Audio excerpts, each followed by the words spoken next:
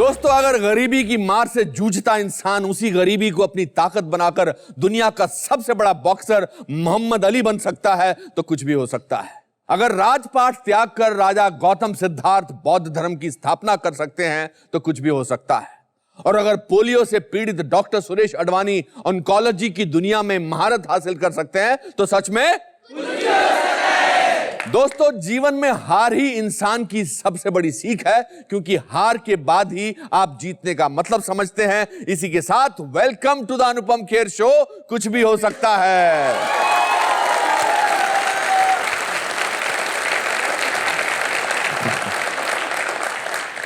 दोस्तों, इस बात से मुझे great scientist Thomas Alva Edison का एक वाक्य याद आता है।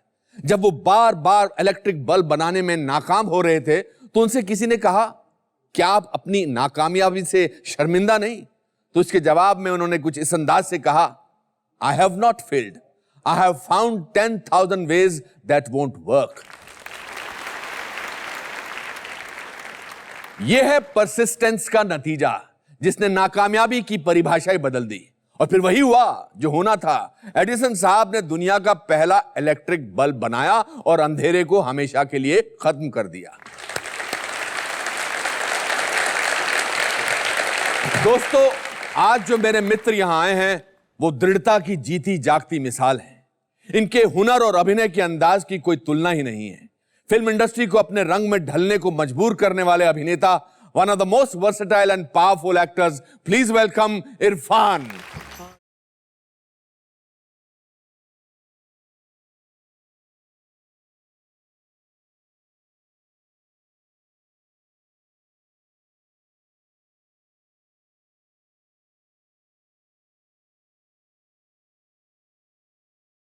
इरफान, आपको साहब बोलने का दिल कर रहा है। वो लाइफ अचीवमेंट अवार्ड देंगे मुझे आज। नहीं सर, बिल्कुल नहीं। लाइफ टाइम अचीवमेंट तो मैं नहीं लूंगा अभी 30 साल तक।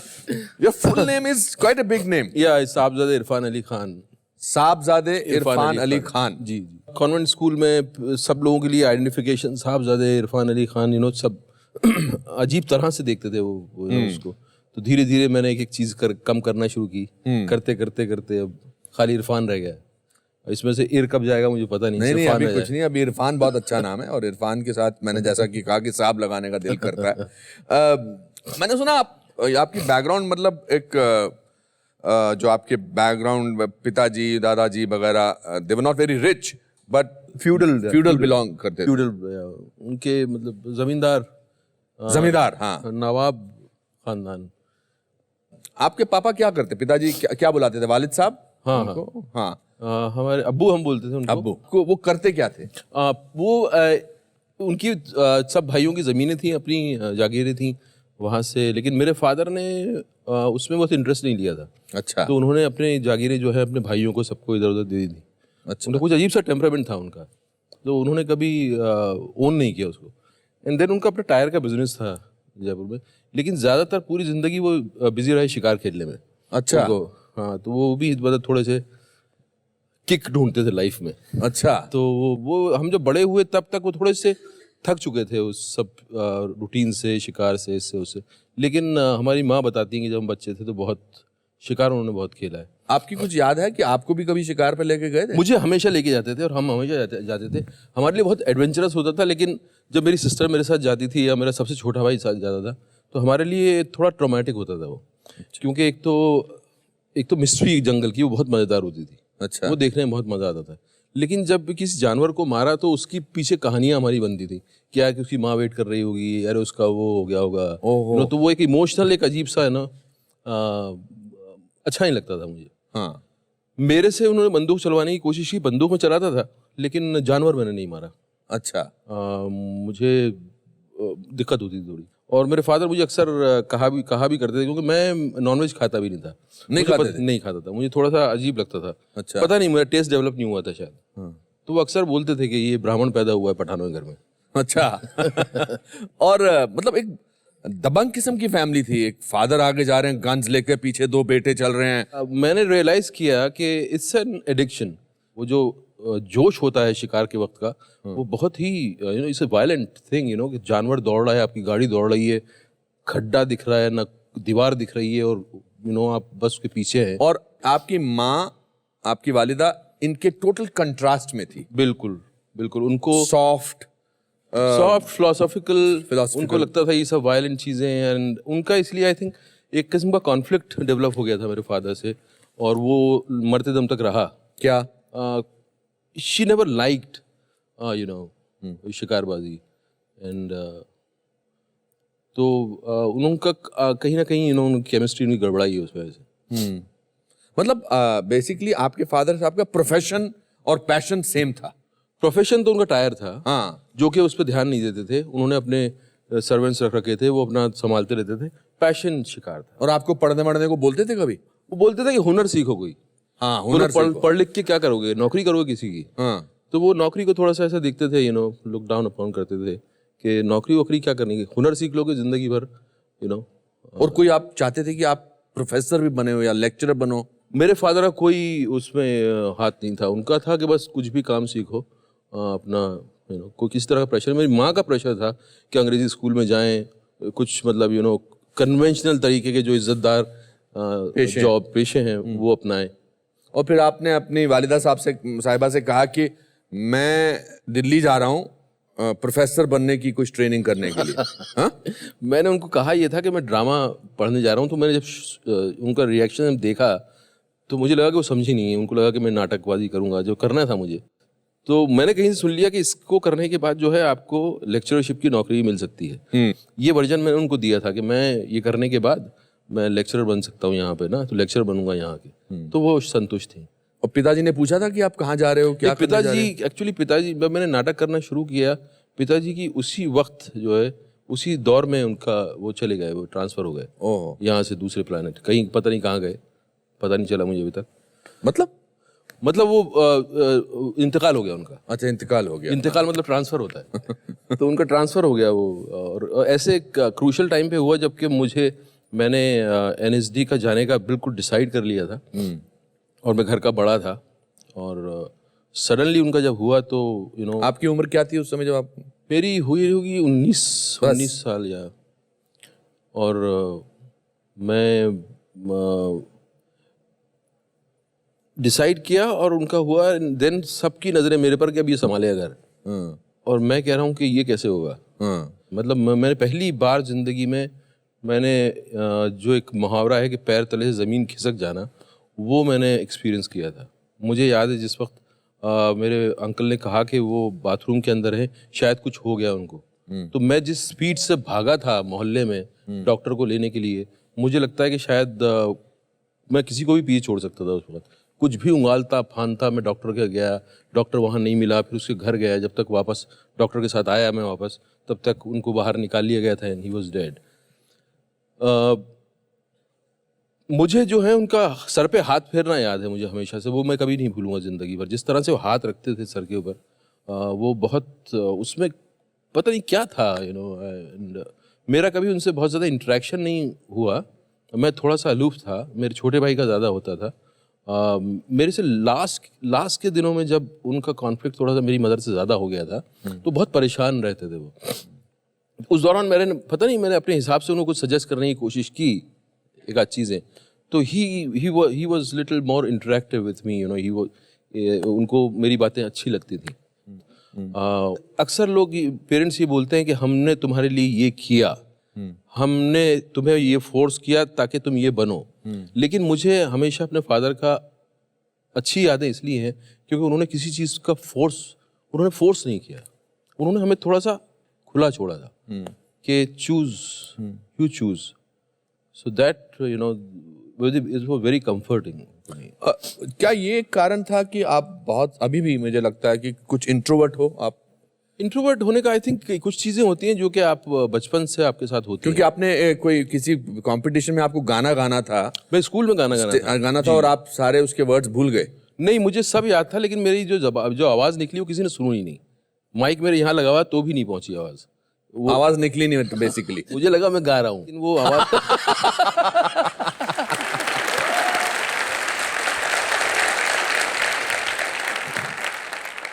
हमें फिल्में देखना अलाउड भी नहीं था एक्चुअली। अच्छा। हमें फिल्मों में कभी ऐसा नहीं हुआ कि परिवार वाले जो है लेके जा रहे हैं वो फिल्म आई है चलो देखते हैं। मेरे अंकल जो आते थे टोंक से, वो हमें सबको लेके जाया करते थे। उनके आने का मतलब था कि हम अब जाके फिल्म देखेंगे कोई। तो उन्होंने, मुझे याद है, धर्मा हमें दिखाई थी और भी कुछ कई फिल्में उन्होंने हमें दिखाई। और फिर पहले झटके में आपका एनएसडी में, नेशनल स्कूल ऑफ ड्रामा में सिलेक्शन हो गया था? वो चमत्कार था वो, क्योंकि मैंने उतने नाटक भी नहीं क्योंकि मेरा नहीं हुआ था पहले झटके। नहीं हुआ था, नहीं, क्योंकि मेरे पास तो और कोई चॉइस नहीं बची थी। तो आप वहां तो वो कहते हैं कि 10 प्लेस की लिस्ट लेकर आओ। कुछ आप लिस्ट लेके गए थे, आप बनाई थी आपने? मैंने सब झूठी बनाई थी। मैंने झूठी बनाई थी मैंने। नेशनल स्कूल ऑफ ड्रामा के महान टीचरों, सुन लो। बट उनको कुछ ना कुछ मेरा पसंद आया होगा। आई थिंक मेरे में इतनी ज्यादा सिंसियरिटी थी, इतनी ज्यादा ऑनेस्टी थी टू लर्न करके मैं क्या करूंगा वो भी मैंने झूठ बोला था। मैंने कहा नाटक करूंगा, जो कि मुझे नहीं करना था। मुझे फिल्में करनी थी। तो मेरे पास कोई चॉइस थी नहीं, मैं कहाँ जाके सीखूं। तो वो एनएसडी के किस्से सुन के हमारा दिमाग खराब हुआ था कि यार ये एनएसडी क्या जगह है। हमें लगता था वहाँ कुछ जाएंगे और आपको कोई टैबलेट दे दी जाएगी और आप सडनली आप जो है एक एक्टर बन जाओगे, और उसी एक्सपेक्टेशन से गया था मैं। एंड आपकी अम्मी जान ने आपसे बोला कि भैया अगर तुम्हें इस लाइन में जाना तो पहले शादी कर लेना। उनको पता था कि मैं जिद्दी हूँ, मैं करूँगा जो मन में आ गया। तो उन्होंने कहा कुछ नहीं है, तुम सिर्फ निकाह पढ़ लो यहाँ और फिर चले जाओ। तो वो मैं नहीं, क्योंकि उस वक्त मेरा इतना ज़्यादा मैं फोकस था कि मुझे लगता था कि अगर ये कर लिया तो मैं फिर जो है डाइवर्ट हो जाऊंगा। तो वो उन्होंने बहुत कोशिशें की, हर तरह की कोशिश की, मैं वो नहीं किया, मैंने मना कर दिया। अदरवाइज कमर्शियल फिल्मों के या फिल्मों के कौन आपके फेवरेट एक्टर हुआ करते उन दिनों? मुझे दिलीप कुमार साहब ने बहुत ज़्यादा इन्फ्लुएंस किया। उनका हाव भाव, उनका बिहेव करने का तरीका जो था, उनकी अदा और कुछ रियलिज्म उनका, जो कि बहुत रिलेटेबल था। देन मिथुन चक्रवर्ती, क्योंकि उनकी कहीं से कहीं मुझे गलतफहमी थी कि मेरी सूरत उनसे मिलती है। मिथुन चक्रवर्ती तो उनकी जो मृग्या वगैरह जो फिल्म है, अच्छा, उसमें भी आपने ऐसी फिल्म ढूंढी जिसमें उनको नेशनल अवार्ड मिल चुका था? नहीं, क्योंकि वो फिल्म ही वो आई पहले टेलीविजन। आपने, मैंने सुना आपने बाल भी सीधे करवा लिए? बिल्कुल, बाल सीधे करवाने की कोशिश तब तो होते नहीं थे। तो ड्रायर से जितने हो जाए वो घुंघरालू बाल। मुझे नहीं पता इसके बारे में। सॉरी, इस तरह की पुरानी मेमोरीज खत्म हो गई आपकी। नहीं सर, ऐसा कभी मौका नहीं था कि मैं ड्रायर के सामने वैसे बैठूं। और आपका ऐसा उस समय मानना था कि अच्छी शक्ल वाले भी जो हैं वो एक्टर बन सकते हैं?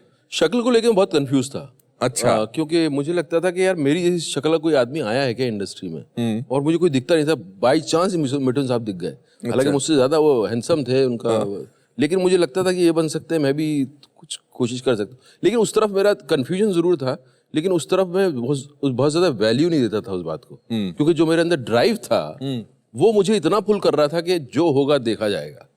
मैं काम ऐसा करूंगा कि लोग मजबूर हो जाएंगे।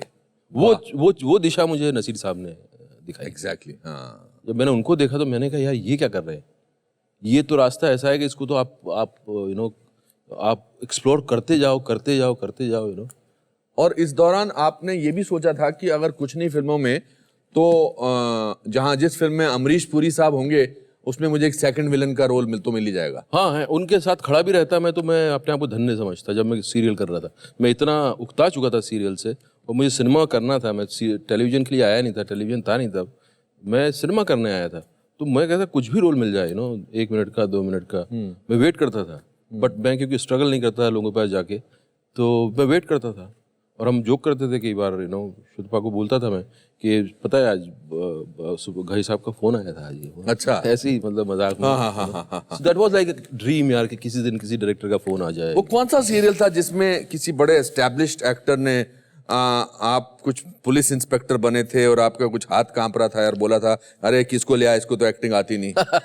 वो हम एक्चुअली स्कूल में थे, ड्रामा स्कूल में थे, और तब डीडी पे सीरियल्स भी अच्छा, प्राइवेट चैनल शुरू हो गए थे। क्या था सीन उसमें, उन्होंने आपको क्या करना था? मुझे सिर्फ जाना था नॉक। मैं पुलिस वाला हूँ, एक दरवाजे पे मुझे नॉक करना था। पुराने किस्म का दरवाजा है और उसमें से ये जो क्रांतिकारी है वो बाहर निकलता है और मैं उस पर बंदूक तानता हूँ और मैं बोलता हूँ यू आर अंडर अरेस्ट। तो वो जब एक तो उनको देखते ही मैं चौंक गया, क्योंकि एकदम घुंघरालू, शैम्पू किए बाल, लाल लाल गाल एकदम, तो वो मैं आया तो मेरा हाथ थोड़ा सा ऐसा कांप रहा था।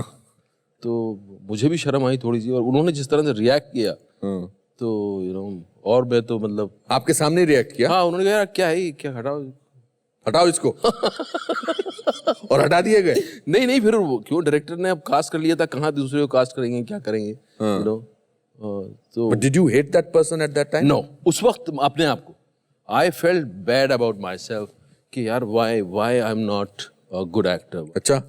ऐसा कई बार हुआ। एक बार और हुआ था। एक बार उसी दौरान में एक सीरीज में हमें रोल मिला एक एपिसोड का, और कुछ 750 रुपये उन्होंने तय किए थे। शाम को जो पेमेंट की बात आई तो मैं बहुत खुश था कि अब 750 रुपये मिलेंगे। 350 रुपये उन्होंने दिए, चेक बनाया। मैंने कहा ये क्या? बोला नहीं नहीं, काम आपका बिल्कुल एकदम ठीक नहीं था, इसलिए आधा पैसे। उसने डिसाइड कर लिया कि काम ठीक नहीं था। काम, हाँ, अगर वो ऐसे बोलते कि हम नहीं दे रहे, हाँ। काम अच्छा था आपका, ये ले लो, तो मैं खुश होकर आया था। हाँ। क्योंकि आपको बहुत उस वक्त आप जानना चाहते थे क्या आप जो कर रहे हो वो कैसा है। Correct. क्योंकि थिएटर कर रहे हो, आपको देख नहीं सकते अपने आप को। उस तरह के कैमरे नहीं है, आज तो कैमरे हैं, आप अपने आप को देख सकते हो। तो आप देख नहीं पाते थे, तो पूछते थे लोगों से, झगड़े होते थे कई बार अपना गर्लफ्रेंड से कि यार कैसा लगा तुम्हें? बोलो नहीं अच्छा था। बोले तुम जैसे अच्छा बोल रहे हो लग नहीं रहा कि अच्छा था। बोले नहीं नहीं, मैं बोल रही हूँ ना अच्छा था। अब पता से बोल रही हो। हाँ, तो बोल, लग क्यों नहीं रहा? तुम मीन कर रही हो कि वाकई अच्छा था? अरे यार अच्छा था यार। अब तुम अपसेट हो रही हो। तो अब ये चक्कर में बोला इसीलिए मैं नहीं बोलती। हाँ। अगर बोलूंगी तो तुम सह नहीं पाओगे। तो समझ में आ गया कि अच्छा नहीं था। ओह, फाइनली ये सेंटेंस बोला गया। हाँ, फाइनली ये सेंटेंस बोला तो गया। आपने अपने आप को चेंज किया है, गर्लफ्रेंड चेंज की? मन तो करता था गर्लफ्रेंड चेंज कर दो, लेकिन नहीं हो पाई चेंज। इस दौरान आपकी कास्टिंग मीरा नायर की फिल्म में भी हुई थी। फिल्म का नाम था सलाम बॉम्बे, और काफी रोल आपका कट गया था, सुना उसमें। उसमें वो रोल ही खत्म हो गया था जो मुझे लेकर उन्होंने और आपने शूट किया था उसको शूट करने वाले थे हमने 2 महीने की वर्कशॉप की थी। बाद में उन्होंने कहा कि यार इसकी हाइट इतनी है, बाकी बच्चे ऐसे हैं, तो फ्रेम जो है गड़बड़ हो रहा है। और फाइनली ये न्यूज़ ब्रेक की गई कि आप नहीं है, आप जो है वो रोल अब खत्म हो गया है। Where were you? Where was this news told to you? I was in Marine Lines. I had Mr. Day was there who उनके घर में मुझे पेइंग गेस्ट रखा गया था, और शाम को कुछ गेट टुगेदर जैसा था। तो मुझे वहाँ बुलाया गया। हाँ, मतलब बातचीत हो रही थी, और फिर मुझे बोला कि ये रोल अभी नहीं है इरफान, तो अब आगे कुछ करेंगे ना, इसको कट गया है। उनके लिए तो ऐसा था, मेरे लिए मतलब मेरी पूरी दुनिया शैटर हो गई सो रोए थे आप? मैं खूब रोया था। मैं सुनी तारापुर वाले के कंधे पे उसका कंधा गीला कर दिया था मैंने। रघुवीर यादव के पास भी मैं खूब रोया था। आई थिंक बैरी भी था वहाँ, और मैं सिसक के रोया था। That was a good experience actually. अच्छा हुआ वैसा हुआ, क्योंकि उससे कहीं ना कहीं मुझे अंदर ये सिग्नल मिला कि जो लाइन में जिसमें मैं जा रहा हूँ, इसमें uncertainty is the part of this. जो ये जिंदगी जो है फिल्मी दुनिया की, ये uncertainty is the part of it. Yes, so you should be prepared any time for anything. मैंने एक कहानी सुनी है, ये कहाँ तक सच है इसकी पुष्टि आप करेंगे, कि आपको किसी ने कहा कि टीवी टावर पे रोल मिलते हैं। अच्छा, इसका मतलब कहीं तो इसमें सच्चाई है। इसमें बहुत सच्चाई है इसमें। क्या ये मतलब एक्चुअली क्या था वो, जब लगा कि एक्टिंग करना है, तो फिर लगा कि टेलीविजन में भी जा सकते हैं। तो हमने इंक्वायरी करने की कोशिश की, रिसर्च कि कैसे जाया जाए। तो किसी ने बता दिया पहाड़ के पर टीवी टावर लगा हुआ था। किसी ने देखो दिख रहा है ना वहाँ पर प्रोग्राम बनते हैं, अब वहाँ से रिले होता है। उसको भी शायद यही समझ होगी कि वहाँ बनते हैं प्रोग्राम। अच्छा। उसने हमको वहाँ भेज दिया, तो हम पहाड़ों पर भेड़ बकरियों के साथ ऊपर, मुझे मालूम है वो नाहरगढ़ का पहाड़ है वो।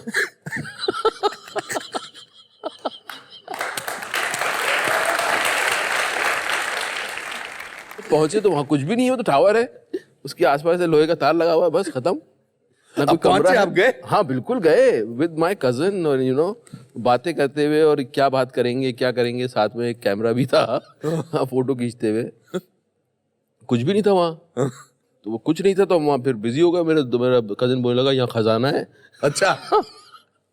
बोला ये पुराने किले होते हैं, यहाँ खजाना होता है, तो चल खजाना ढूंढते हैं। तो हम फिर वहाँ भटक गए उसमें, खजाना ढूंढने में, दिन वापस आ गए। तो ऐसा। क्या बात है, मानना पड़ेगा, मासूमियत की इंतहा है। You did Chanakya and Bharat एक खोज, आप उकता गए थे। हाँ, मतलब वो तो सिर्फ कि गाड़ी चलती रहे, आप मतलब जो है आपको ऐसी स्टोरीज ना बने आपके साथ कि हमने रेलवे स्टेशन पे बैठ के चने खा के रातें गुजारी हैं, वो सब ना करना पड़े। तो उसके लिए जहाँ भी जैसा भी रोल मिलता था आप करने चले जाते थे। और फिर एक 10-11 साल का एक लंबा वक्फा जी टेलीविजन, जहाँ कुछ नहीं हुआ जी ऑलमोस्ट। टेलीविजन चलता रहा बस। हाँ, टेलीविजन चल रहा था मगर कोई फिल्म नहीं आ रही। नहीं व्हाट वाज द क्रिटिसिज्म आपको मिलता था कि हम फिल्मों में क्यों नहीं काम देंगे आपको, क्या प्रॉब्लम है? सीरियल में भी मिलता था। अच्छा। जो बनेगी अपनी बात, जो मेरा सबसे ज्यादा पॉपुलर सीरियल था, तब आप ज्यादा सेंसिटिव होते हो इन सारे कमेंट्स को लेकर। यार ये आ गया, ये एपिसोड लंबा कर देगा, क्यों आप पॉज लेते थे? क्योंकि आप डायलॉग टू डायलॉग नहीं बोलना चाहते, आप बिहेव करना चाह रहे हो, आप एक्सप्लोर करना चाह रहे हो। अरे यार ये एपिसोड लंबा कर देगा, तारीफ भी करते थे बट इस तरह क्रिटिसिज्म और फिर एक फिल्म आई वॉरियर जी, आसिफ कपाड़िया की जी, वो कैसे मिली आपको? वो मुझे बस किस्मत से मिली। वो मुझे याद है उसमें घोड़े पर आपका एक शॉट था, बहुत ही काफी, और यू हैड लॉन्ग हेयर। हाँ, एंड वो शॉट भी अपने आप में मुझे आज तक याद है उसका, उसकी जो इंटेंसिटी थी। घोड़े को मैंने रोकने की कोशिश की, साला घोड़ा रुक के नहीं दे रहा था, क्योंकि आग से निकला था घोड़ा ना। उसे कट बोलो तो रुकता, साला रुकता नहीं, अदरवाइज कितना पुचकारो रुक जा, कुछ नहीं सुनता वो। कट बोलो रुक जाएगा। शूटिंग के घोड़े ऐसे ही होते हैं। चाणक्य में हमें बगैर जीन के बिठा दिया, सेटल नहीं है, बिठा दिया। अब आप एक्सप्रेशन दे रहे हो वैसे, और घोड़ा ऐसे हुआ है।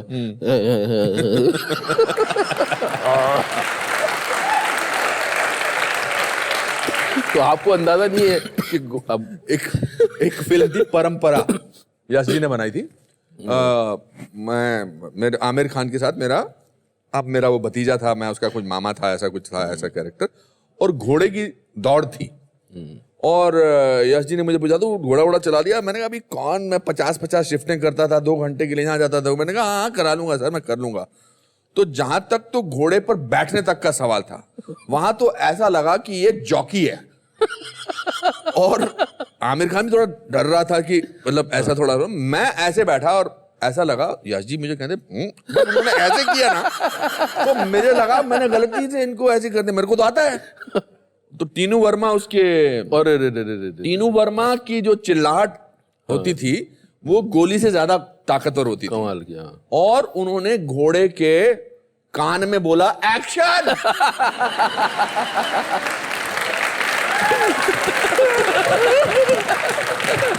और जो तो मुझे फर्स्ट नहीं आना था, आमिर को फर्स्ट आना था दौड़ में, मगर मैं फर्स्ट आया और मेरा ऐसा था पीछे। तो ये हमारी जिंदगी में ऐसा बहुत होता है। आज भी अगर मुझे घोड़ा चलाने को बोलेंगे तो मैं थोड़ा 5 बार सोचूंगा मैं। क्योंकि घोड़ा एक ऐसी चीज है, उसका अपना दिमाग होता है। करेक्ट। और वो समझ लेता है, वो उसका सेंस बहुत तगड़ा होता है। और मैंने भारत एक खो, चाणक्य बहुत शूट किया है, मैंने घोड़ों को गिराते हुए देखा है लोगों को। So you आसिफ कपाड़िया की फिल्म से you got a certain kind of an international recognition. Asif Kapadia, उससे बड़ी बात जो हुई, वो तो एक्सपेक्ट कर रहा था कि मैं इंटरनेशनल रिकग्निशन मिलेगा। सबसे बड़ी बात जो हुई आसिफ की फिल्म के साथ, एक्टिंग में इंटरेस्ट दोबारा जागृत हुआ। और जिस जो वो उस दौर में चला गया था, और जो सपना में देख के आया था, आप जैसे लोगों को देखा था स्क्रीन पे, और मुझे लगा था कि यार एक जादू होता है, कैसे वो क्रिएट होता है, वो सब कभी टेलीविजन में हो नहीं पाया। वो टुकड़ों टुकड़ों में होता था। उसका उसका आभास उस तरह से आपको कभी हुआ नहीं। तो आसिफ की फिल्म क्योंकि लगातार थी, 3 महीना में, पौने 3 महीना शूट करना था, एंड आप एक ही कहानी को जी रहे थे, एक ही कैरेक्टर आप जी रहे थे। तो उसका जो एक्सपीरियंस हुआ वो धीरे धीरे जैसे ग्रो करना शुरू हुआ, वो कहानी जैसे ग्रो करना शुरू हुई, मुझे लगा कि ये this is what I wanted from acting. उसने मेरी जिंदगी का धारा बदल दी। और इस दौरान बॉम्बे के कौन से ऐसे डायरेक्टर थे आप जिनके साथ आप काम करना चाहते थे मगर काम नहीं मिल रहा था?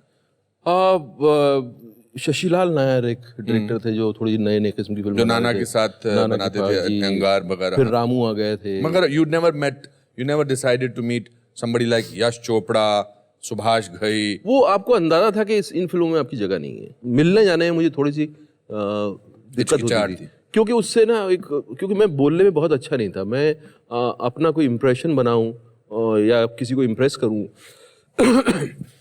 उसमें मैं बहुत अच्छा नहीं था। जब भी मैं जाता था सोशल स्किल्स अच्छे नहीं थे। नहीं, तो मैं नुकसान करके आता था अपना। अच्छा। तो अगर मैं आपसे मिलने आया हूँ तो आपका मेरे बारे में कोई इंप्रेशन होगा, आपको लगता होगा ठीक ठाक एक्टर है, अगर मिल के जाऊंगा तो आप ही बोलोगे इसको कभी काम नहीं दूंगा मैं।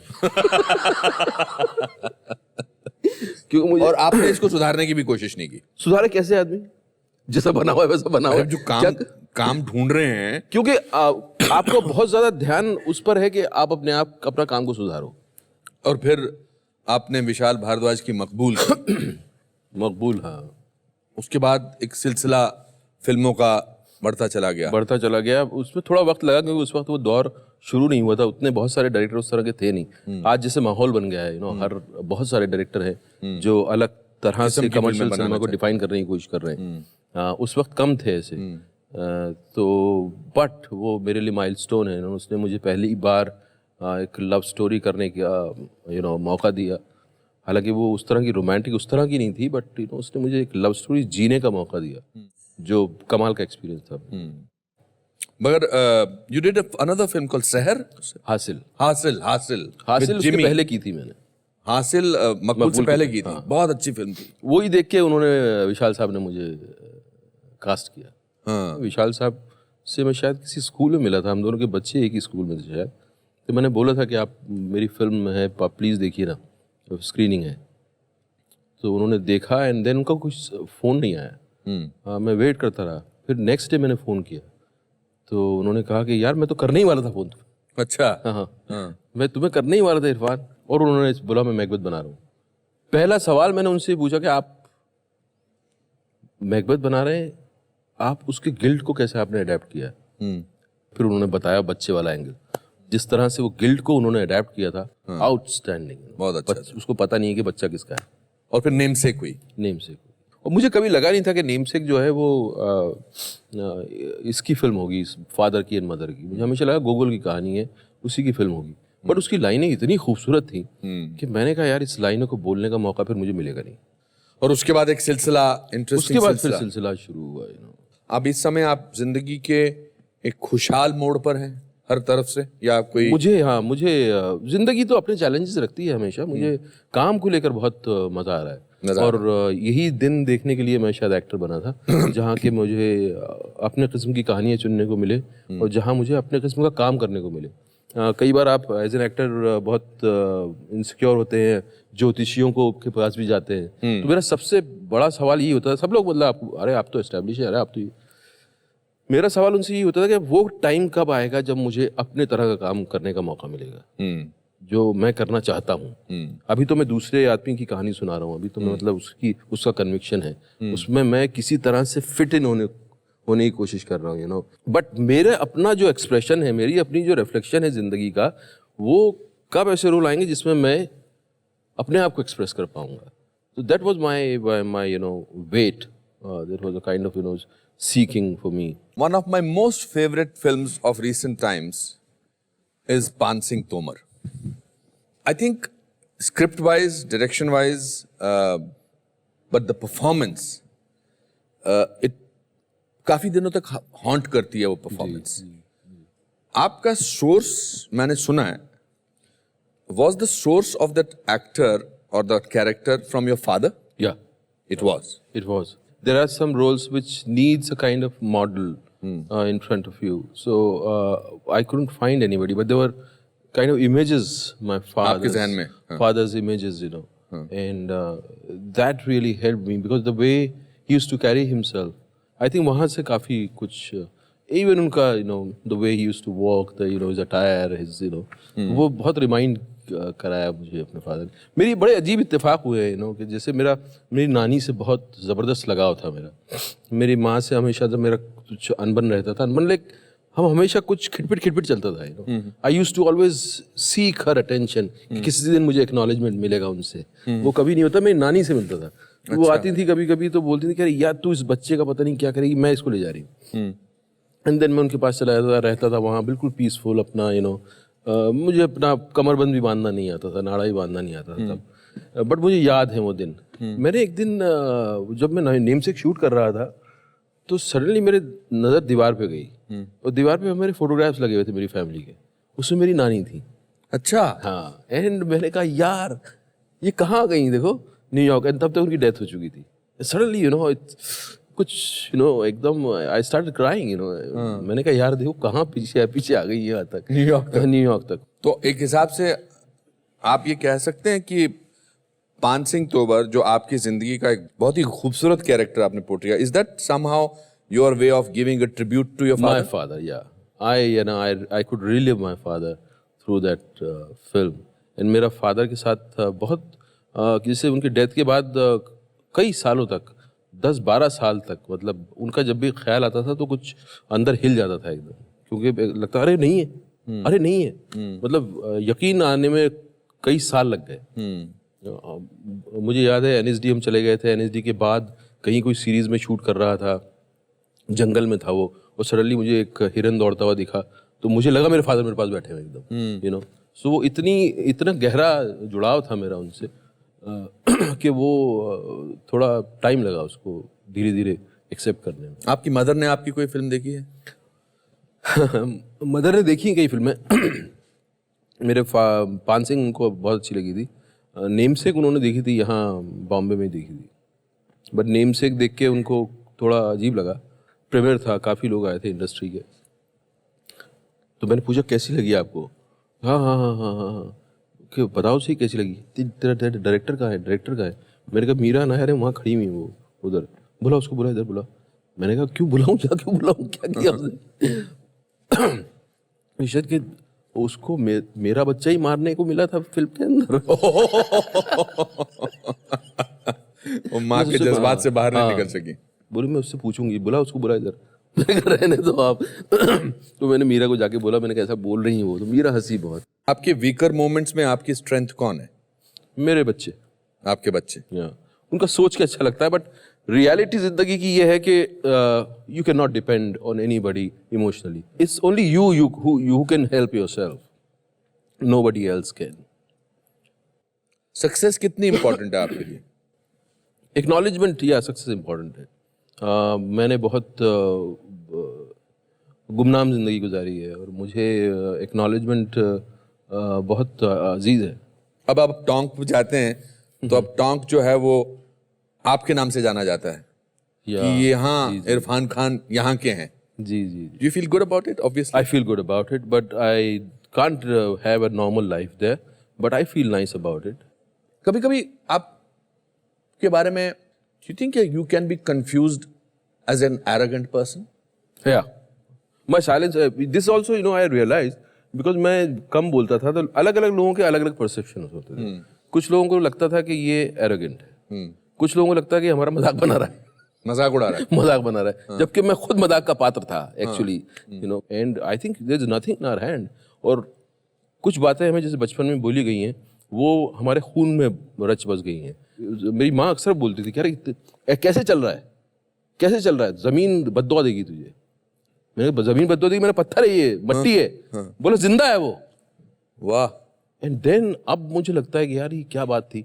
अब उन्होंने सोची नहीं होगी, उन्होंने भी कहीं से ली होगी, लेकिन इस बात में कितना बड़ा सत्य छुपा हुआ है कि ये प्लैनेट जो है जिंदा है और हम उसके पात्र हैं, हम उसके अंग हैं. और तो कुछ ऐसी चीज़ें हैं जो कि आपके अंदर रह गई हैं, जो आपकी सेंसिबिलिटी को कहीं ना कहीं शेप अप करती रहती हैं और जो जिंदा रहती हैं. पता नहीं आपने शायद गौर किया कि नहीं किया, मगर मैंने इस बातचीत के दौरान दो चीज़ें गौर में मेरे आई. एक तो आपने कहा कि मेरी माँ से हमेशा खिटपिट रहती थी, मगर आपने इतनी सारी बातें अपने माँ की कही जो उन्होंने कही थी और आपको याद रही हैं. जी बिल्कुल. So unknowingly I think your major teacher has been your mother. Right. Teacher has been my mother. और जो आपके हीरो थे वो फादर, वो आपके फादर थे. जी सही बात. हाँ, जिंदगी के इतने सालों में आपने बहुत उतार चढ़ाव देखे हैं. हम हमेशा अपने गेस्ट से पूछते हैं कि ऐसा कोई हादसा, ऐसा कोई किस्सा, ऐसा कोई मोमेंट जब आपके साथ गुजरा और उसको आपको देखकर ये महसूस हुआ कि अगर ये हो सकता है तो कुछ भी हो सकता है. I think the only moment was जो कि मुझे बिलीव नहीं था, जो मुझे लग रहा था कि ये नहीं हो सकता क्योंकि मेरा एक्सपीरियंस भी नहीं था. एंड जो मेरे लिए बहुत बहुत बहुत बहुत बहुत ज़रूरी था, नेशनल स्कूल ड्रामा में जाना. वो जो मेरा एडमिशन हुआ वो मेरे लिए सबसे बड़ा सरप्राइज था ये हो गया तो फिर कुछ भी हो सकता अब कुछ भी हो सकता है। अब मैं कुछ भी कर सकता हूँ। कुछ भी, वो मोमेंट वाकई ऐसा था कि मैं जिस वक्त मैं अपना बिस्तर बंद होल बांध के रिक्शा में बैठ के जयपुर से निकल रहा था, तो मुझे लगता था मैं कुछ भी कर सकता हूँ। उमंग भरी उम्र है, पूरे आलम को फतेह करने के ख्वाब देखने की उम्र है। वो बिल्कुल वैसे मैं भी 19 साल का था। तुगलक का डायलॉग है। हाँ? वाह वाह।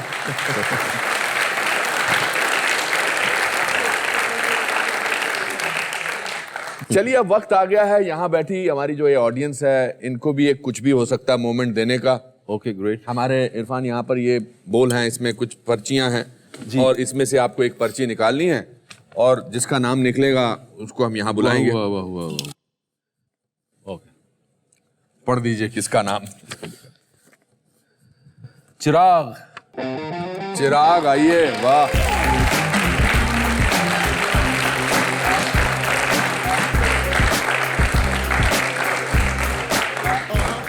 चिराग बेटा क्या हाल है? कैसे हैं आप चिराग साहब? बैठिए। कांग्रेचुलेशंस। चिराग जी सर। कुछ भी हो सकता है। कुछ भी हो सकता है। क्या करते हो? सो मैं एक असिस्टेंट डायरेक्टर हूँ। किसको असिस्ट करते हो? मैं टीवी सीरियल करता हूँ सर। अच्छा, जी। कितने महीने हो गए बॉम्बे में? सर 2 साल हो गए। 2 साल हो गए। जी। क्या सवाल पूछना चाहते हो आप इरफान से? मेरा सवाल है इरफान भाई से कि आपको शोले फिल्म ऑफर होती है अगर उस टाइम पे, तो आप कौन सा कैरेक्टर करते और क्यों? बच्चन साहब का। क्यों सर? क्योंकि वो उसमें कुछ मैजिक है, कुछ स्टाइल है इसमें एक और वो कुछ छोड़ जाता है, कुछ पैथोस छोड़ के जाता है वो। You will not want to do Gabbar? मतलब मेरे में टैलेंट नहीं होता। अच्छा। हाँ, मैं उतना, मुझे नहीं लगता कि मैं अमजद खान जितना, क्योंकि उसने जो कर दिया I don't think anybody can touch that. हाँ, वो उसके अपने, आई थिंक वो पैदा इसलिए हुए थे। कोई रोल होते हैं जिसको आदमी, आई थिंक एक्टर वो पैदा होता है उसको करने के लिए। अमजद खान को कोई टच नहीं कर सकता। अब हम आपको इनकी पसंदीदा चीजें कुछ देना चाहेंगे। ये हमने कुछ आपकी तरफ से चीजें जी दी हैं। बिल्कुल बिल्कुल बिल्कुल। क्या बात, अरे वाह वाह।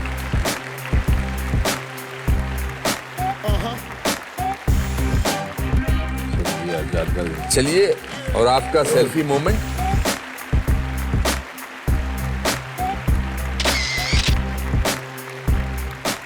Thank you and congratulations. All the best. You take care. Well done. बहुत बहुत शुक्रिया। चलिए इरफान, बहुत अच्छा लगा आपसे बात करके। इनफैक्ट मैंने आपको जाना पहली बार। हम एक दूसरे को बहुत सालों से जानते हैं और बहुत बार मिले भी हैं, कुछ मोहब्बत की बातें हुई हैं, कुछ तकरार भी हुई थी एक बार, बट एक म्यूचुअल एप्रिसिएशन हमेशा रही है। But today I think as a person I have greater respect for you. As an actor, the world recognizes your talent. International cinema में, हिंदुस्तानी सिनेमा में भगवान आपको और तरक्की दे। हमने अपने कुछ जज्बात इस पेपर पे लिखे हैं। हम चाहते हैं कि आप इसे सुने और इसे भी अपने घर में लगाइए, रखिए। मुझे इस बात की बेहद खुशी होगी। आइए।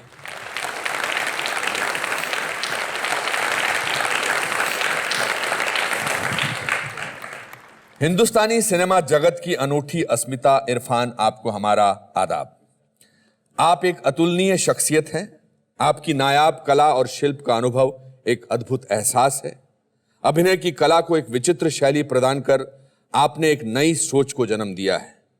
आपकी कड़ी मेहनत और दृढ़ता हर पीढ़ी के लिए एक प्रेरणा है। अपने अपरंपरागत अंदाज से आप हमें यूं ही मनोरंजन प्रदान करते रहें, यही हमारा आपसे निवेदन है। Anupam Kher. Oh, thank you so much. Thank you so much. Thank you so much. Thank you. दोस्तों, इसी के साथ आज का एपिसोड खत्म होता है। मुझे उम्मीद है कि इरफान से मिलकर आप सबको प्रेरणा और खुशी मिली होगी। हम वादा करते हैं कि अगले हफ्ते फिर मिलेंगे एक नए दोस्त और उसकी विचित्र कहानियों के साथ। तब तक के लिए अपना ख्याल रखिए और याद रखिए कि जिंदगी के हर मोड़ पर एक सरप्राइज छुपा होता है, क्योंकि लाइफ में कुछ भी हो सकता है। Thank you.